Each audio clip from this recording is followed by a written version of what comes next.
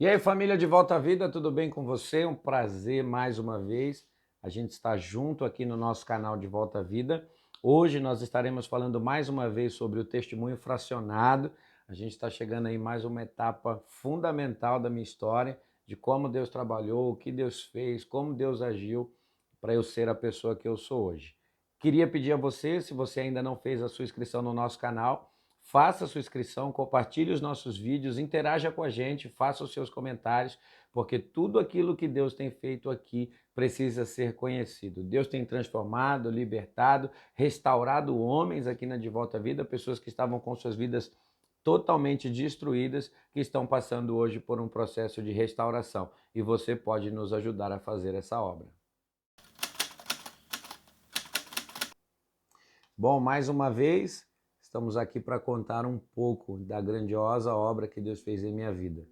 São muitas as histórias, certamente eu não vou conseguir, ainda que eu faça centenas de vídeos aqui, contar para vocês tudo aquilo que eu vivi.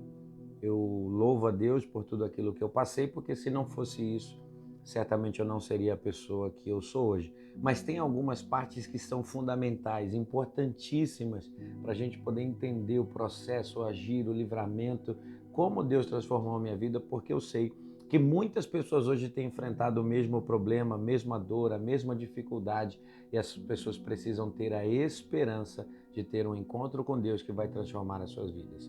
Mais uma vez estamos aqui, né, com o Kennedy, testemunho fracionado, a participação dele é fundamental porque ele é o cara da pergunta, né, que eu vou ter que responder e testemunhar, falando da minha vida.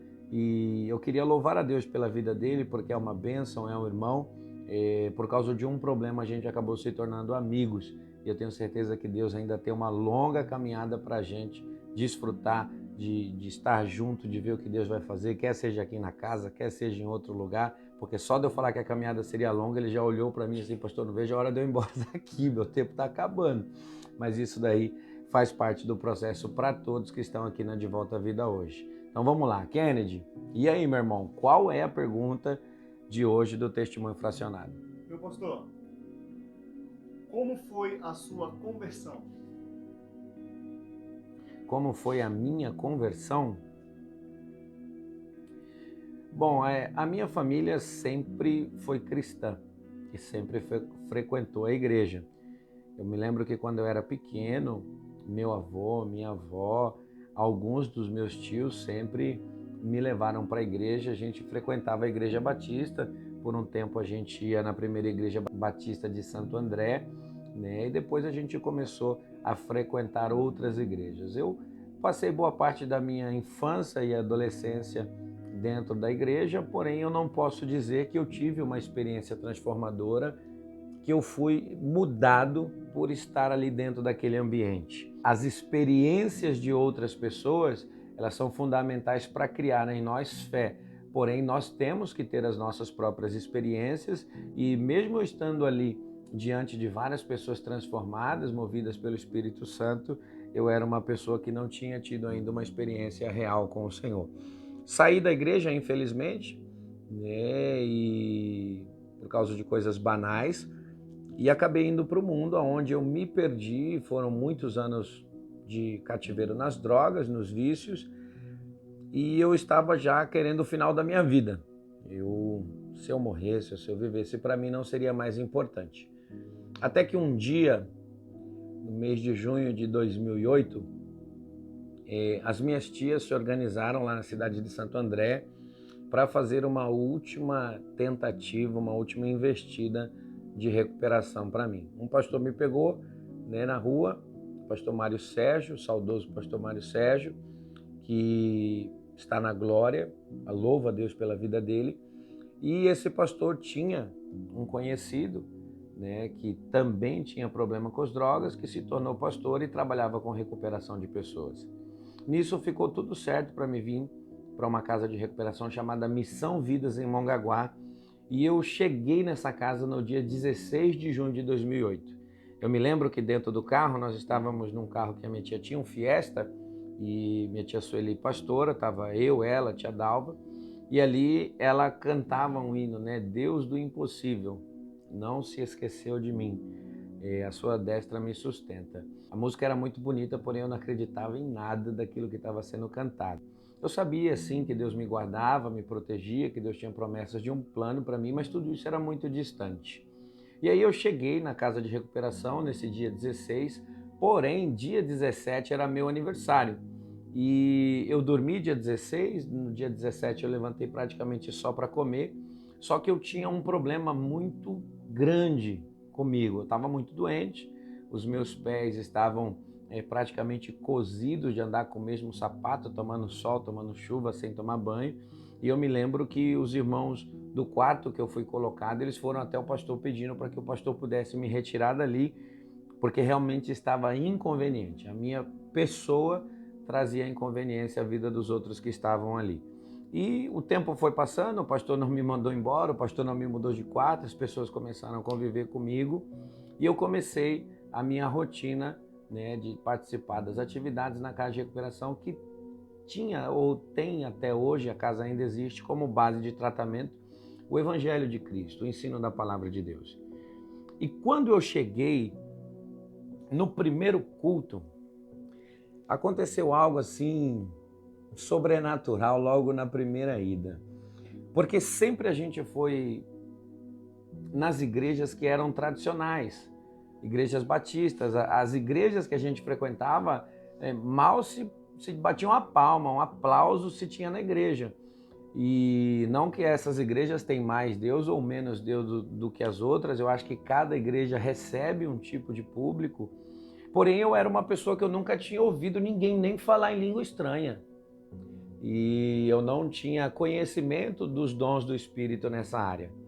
E chegando nesse primeiro culto, a gente está ali participando, tá, oração, e daqui a pouco os meninos começaram a tocar um louvor, né, no ritmo de samba, e eles começaram a tocar, e daqui a pouco eu vi gente rodopiando, eu vi gente pulando em mistério, falando em língua estranha, e eu sabia que eu não teria uma outra oportunidade que envolvesse as minhas tias, que envolvesse a minha família para que a minha vida pudesse mudar.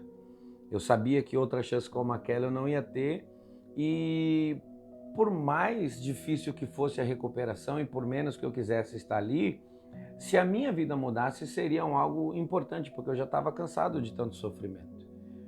E naquele culto eu abaixei a cabeça, virei para o canto da parede e pensei comigo assim.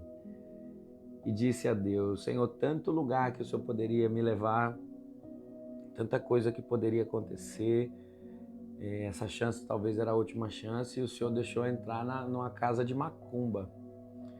E eu me lembro que aquilo para mim era totalmente estranho, eu não tinha conhecimento de uma vida cristã daquela forma com a efusão dos dons.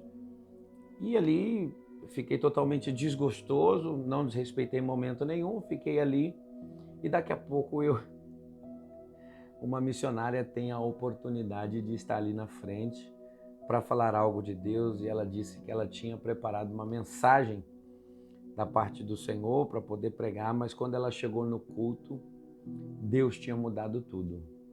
Eu comecei a prestar atenção ali, eu nunca fui uma pessoa desrespeitosa e comecei a dar atenção àquilo que ela falou e ela começou a falar em línguas estranhas. Eu falei, pô, mas todo mundo aqui tem esse comportamento, pô, isso não é legal, não vai dar para mim ficar assim não. E ela falou, tem alguém aqui hoje dentro desse culto, eu não posso dizer quem é, que acabou de falar para Deus por que ele deixou Deus, por que Deus deixou ele entrar dentro da macumba. E na hora que ela falou isso, eu confesso para você que meu mundo encolheu, assim, eu parecia a única pessoa que existia ali naquele momento, aquela palavra era direcionada para mim, e eu olhei para os lados assustado, como se alguém tivesse ouvido aquilo que eu tinha pensado e dito para aquela mulher. Quando eu olhei, todas as pessoas estão no seu comportamento normal, mas realmente alguém ouviu aquilo que eu disse, alguém sentiu aquilo que eu disse, foi lá no ouvido daquela mulher dizer que tinha alguém com aquele pensamento, que eu estava com essa opinião e eu precisava de um agir sobrenatural de Deus, porque senão eu sairia dali. Aquela irmã, ela começou a dizer que eu não estava numa macumba, aquilo não era um lugar onde essas práticas eram feitas, que ali era a casa de Deus. e que eu me tornaria uma pessoa semelhante àquelas pessoas que eu estava vendo, avivadas no Espírito, com a efusão dos dons e Deus trabalhando na nossa vida. Eu confesso para você que aquilo foi muito importante, foi sobrenatural, foi poderoso acontecer daquela forma, porque eu precisava de algo que fosse palpável. A minha vida estava totalmente destruída, acabada, machucada, ferida. E aquilo entrou com tanto poder no meu coração, aquilo colocou todas as minhas barreiras no chão, aquilo desfez uma armadura que eu estava vestindo de uma pessoa que só tinha um problema, mas na realidade a vida inteira era um problema. E eu comecei a acreditar que realmente Deus estava no controle de todas as coisas e eu estava ali para a glória do nome dele. Às vezes a gente não vai entender o que Deus está fazendo, como Deus está fazendo e o porquê que Deus está fazendo as coisas dele, mas isso se tornou tão claro para mim, tão poderoso para mim, tão verdadeiro para mim, tão essencial para a minha vida, que eu me lancei sobre isso e entendi realmente que eu estava na casa do Senhor.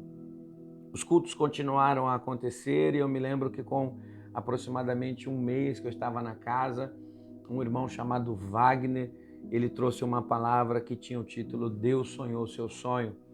E aquele dia foi outro momento importante porque parecia que aquela pregação era para mim. Eu já tinha muita simpatia pela história de José, por todo o testemunho que José deu dentro da casa de seu pai, na terra do Egito, como Deus o exaltou. Eu me identificava muito com aquela história e ali o Wagner trouxe uma palavra maravilhosa que eu não esqueci. Fazem 13 anos que eu ouvi essa mensagem e eu não esqueci essa mensagem até hoje.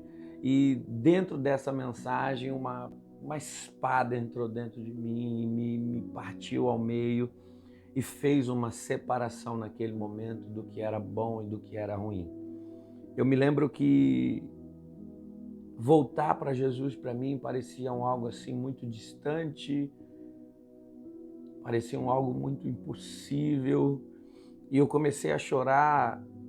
Era mais ou menos 8 horas da noite e eu fui para frente, eu me reconciliei com Cristo, eu voltei para Jesus de uma maneira totalmente diferente. E deu 9 horas, 10 horas, 11 horas, meia-noite, 1 hora da manhã. Eu ainda estava chorando de uma maneira descontrolada, eu estava tocado pelo Espírito Santo e a minha vida começava a tomar um novo rumo. Diante de todas essas experiências, eu me lancei à obra de Deus de uma maneira pura, de uma maneira verdadeira. E de lá para cá são 13 anos que eu estou servindo ao Senhor, claro, longe de ser uma pessoa perfeita, tem muita coisa que precisa se acertar, que precisa acontecer. A própria palavra diz que nós somos transformados dia após dia, de glória em glória, até alcançar a estatura de um varão perfeito. Porém, Deus ele tem esses momentos sobrenaturais de tocar a nossa vida de uma maneira poderosa, impactante, transformadora. E diante de uma situação dessa, eu queria dizer para você hoje, nesse dia, eu não sei quando você vai assistir esse vídeo, mas eu sei que você vai assisti-lo. Eu queria te falar em nome de Jesus que permita com que Deus trabalhe em sua vida.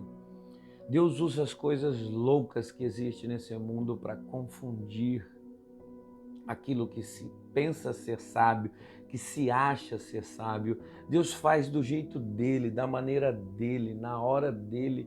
E aquilo que para mim parecia tão estranho, que me confrontou naquele momento, hoje é todo o fundamento da minha vida, hoje é toda a história da minha vida e o meu prazer de ver uma pessoa transbordar da presença de Deus, estar cheia da glória do Senhor.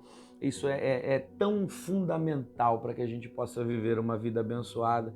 Então fica esse conselho, essa parte da minha história que diante de uma coisa que para mim ela não era verdadeira, ela era um equívoco de Deus, que Deus permitiu eu ir para o lugar errado, foi aonde Deus estava começando a alinhar minha vida. Eu não sei se hoje você passa pelo deserto, eu não sei se hoje diante de você tem um gigante, talvez o que seja gigante sejam as muralhas que impedem você de uma conquista e você tem olhado para você e dito, eu tenho uma promessa, mas por que eu estou passando por isso? Eu tenho um plano de Deus sobre a minha vida, mas por que eu estou enfrentando essa história? Não recue diante dessas situações, não desista diante daquilo que para você é adverso, mas para Deus não é. Para você é impossível, mas para Deus não é. O lugar que eu quis sair correndo no terceiro, quarto dia que eu estava presente é o lugar que eu já estou há 13 anos e eu estou 13 anos muito abençoado. Eu passei pela Missão Vidas, depois eu fui trabalhar na Casa Serve, depois eu vim com meu sogro, a gente abriu de volta a Vida Masculina e já são 9 anos, indo para o 10º, que nós estamos fazendo esse trabalho e vidas têm sido restauradas. O homem que um dia achou que as línguas estranhas eram muito estranhas, hoje é uma pessoa que mostra o poder do Espírito Santo, que prega a transformação pelo Espírito Santo e que vê muitas pessoas sendo usadas por Deus de maneira poderosa e sobrenatural. E eu tenho certeza, isso também vai acontecer na sua vida. Isso também vai se manifestar sobre você. Aquilo que para você é muito difícil hoje, será aquilo que amanhã Deus vai glorificar o nome dele. Eu te abençoo em nome de Jesus. Não se esqueça, alguém precisa ouvir essa mensagem de que Deus está no controle de todas as coisas, mesmo quando a gente não esteja entendendo nada. Fica com Deus, que Deus abençoe sua vida. Até a próxima.